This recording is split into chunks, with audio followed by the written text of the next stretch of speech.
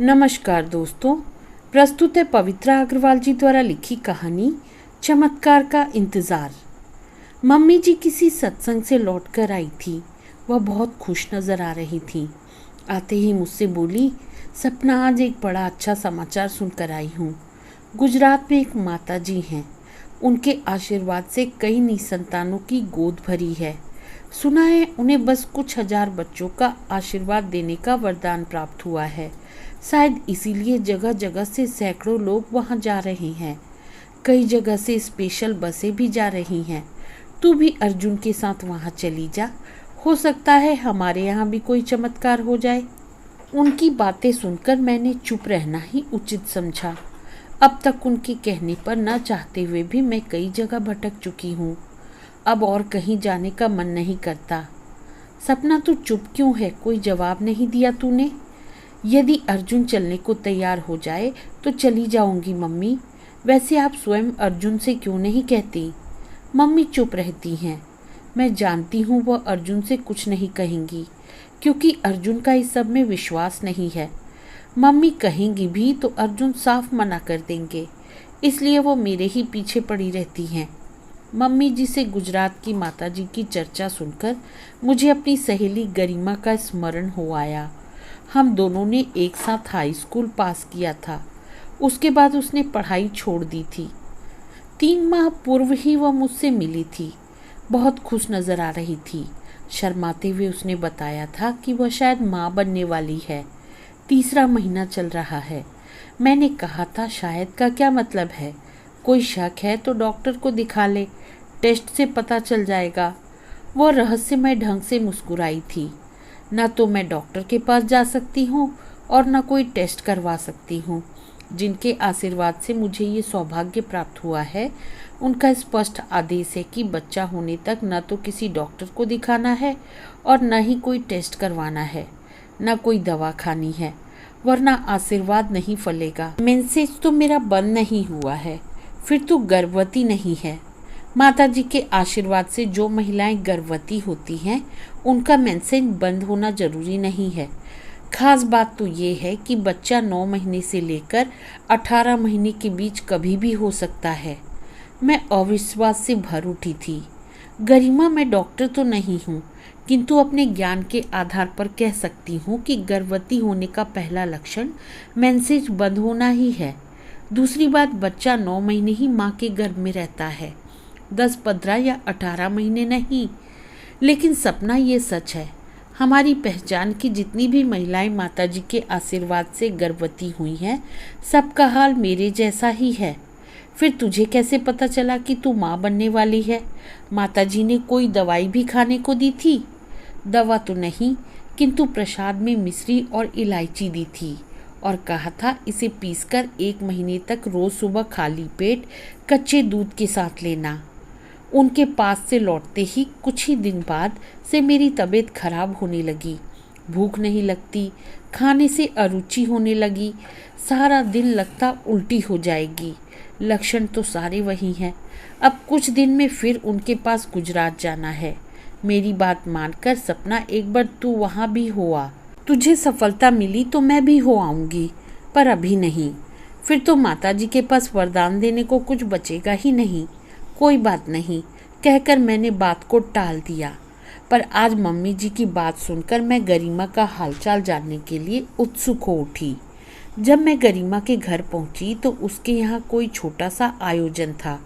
गरिमा ने बताया कि उसका सतमासा पूजा जा रहा है। माताजी ने इसके लिए आज की ही तारीख दी थी। फिर भी हमने कोई भीड़ इकट्ठी नहीं की है, बस मेरे पीहर और ससुराल के लोग ही हैं। उसे देखकर मुझे आश्चर्य हो रहा था, क्योंकि उसका वजन मैं समझती हूँ 1 किलो भी नहीं बढ़ा था। पेट पर जरा भी उभार नहीं था। मैं यह सवाल उससे पूछना भी चाहती थी, किंतु वह बहुत खुश थी, सपनों के संसार में खोई थी।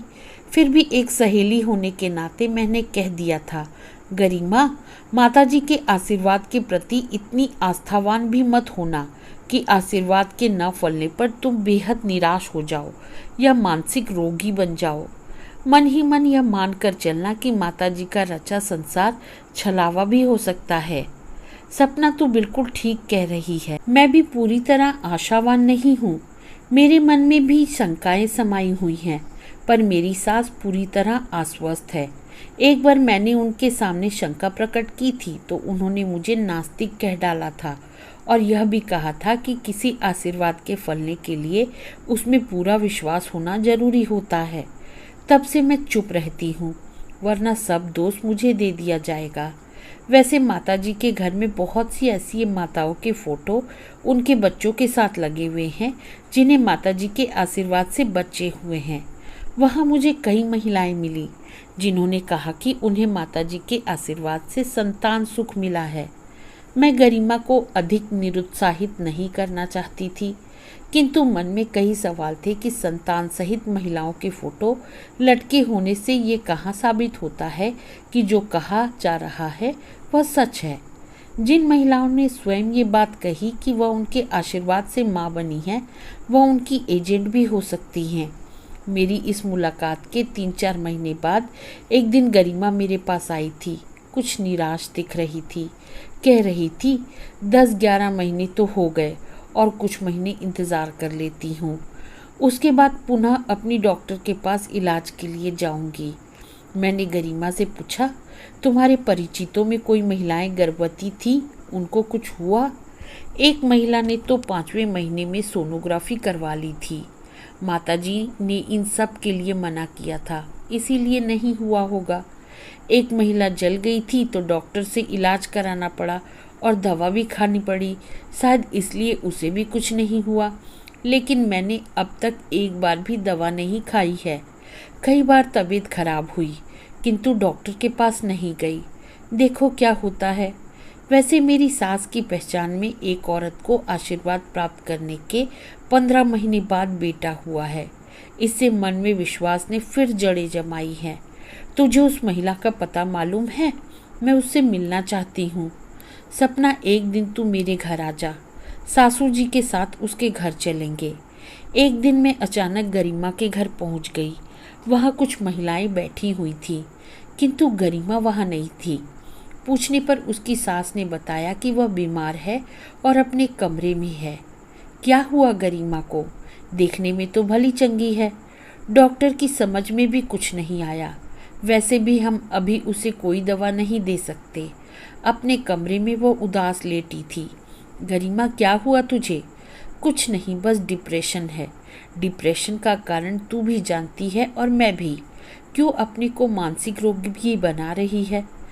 माताजी के भ्रम जाल से बाहर निकल, उससे कुछ हासिल नहीं होगा। तेरी ये बातें मेरी सास ने सुन ली तो वह तुझसे भी चिढ़ने लगेगी। मेरे घर वालों का तो उन्हें यहाँ आना भी पसंद नहीं है। तभी एक महिला को बच्चे के साथ अपने कमरे आते देखकर गरिमा ने कहा, सपना, मैंने तुम्हें बताया था ना, यह वही बच्चा है जो माताजी के आशीष से हुआ है। मैंने उस महिला से पूछा, सुना है आपको ये बच्चा माताजी के आशीर्वाद से हुआ है? हाँ, मैं तो इसे माताजी का आशीर्वाद ही मानती हूँ। इससे पहले मैं सब कुछ करके निराश हो गई थी। शादी के 7 वर्ष बाद माँ बनी हूँ। ये कितने महीने में हुआ? माताजी से आशीर्वाद प्राप्त करने के 15 महीने बाद हुआ। गर्भकाल में आपका मासिक धर्म बंद हुआ था या नहीं? शुरू के कुछ महीने तो बंद नहीं हुआ था, बाद में बंद हो गया था। आप पहले की तरह दुबली पतली रही या गर्भवती दिखती थी? अंतिम 4-5 महीनों में गर्भवती दिखने लगी थी। वजन भी काफ़ी बढ़ गया था।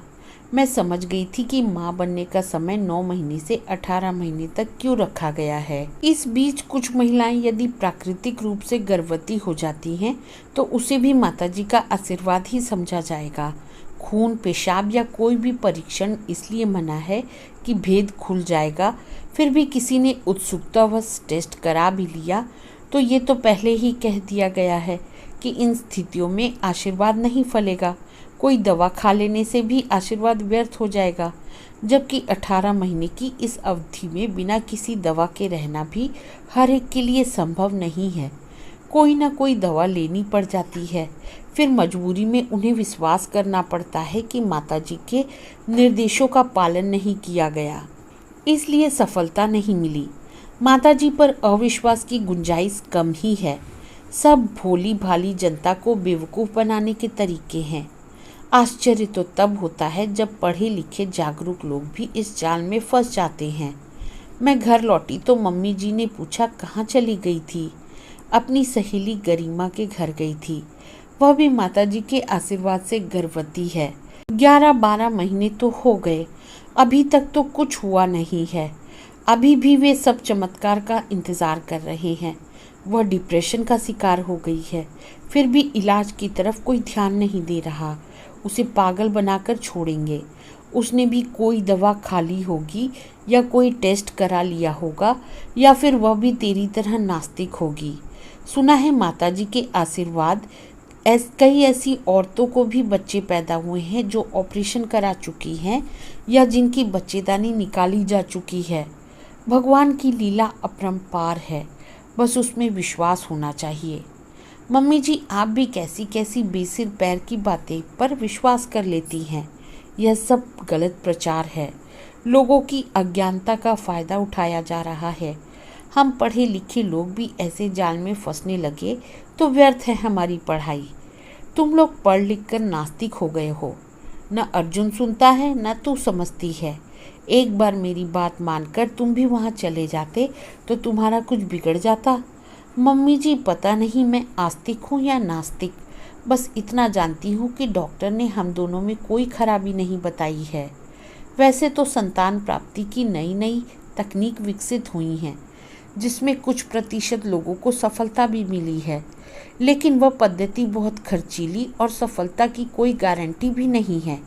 हमारे पास इतना धन नहीं है कि हम भी किस्मत आजमा कर देख लें, और इन जादू टोने तांत्रिक फकीरों में हमारा विश्वास नहीं है। अब किस्मत में संतान सुख लिख कर लाए हैं तो वो हमें ज़रूर प्राप्त होगा, वरना हम दोनों ने फैसला कर लिया है कि 1 साल इंतज़ार करके किसी अनाथालय से एक बच्चा गोद ले लेंगे। अपना फैसला मम्मी जी को बताकर कपड़े बदलने के बहाने अपने कमरे में चले जाना ही मैंने उचित समझा, क्योंकि मैं किसी विवाद में नहीं पड़ना चाहती थी। लेकिन मैं जानती हूँ कि वह अब बड़बड़ा रही होंगी कि कितनी बार इसे समझाया कि अनाथालय में पल रहे बच्चों के न माँ बाप का पता होता है न उनके जाति धर्म का। वहाँ से बच्चा गोद लेने की जिद छोड़ दे, लेकिन मेरी कौन सुनता है। करेंगे ये लोग वही जो इनके मन में है। करो जो मन में आए, मैं कौन होती हूँ रोकने वाली। तो दोस्तों, मुझे उम्मीद है आज की यह कहानी आपको पसंद आई होगी। अब मिलती हूँ अगली कहानी के साथ, तब तक के लिए अलविदा।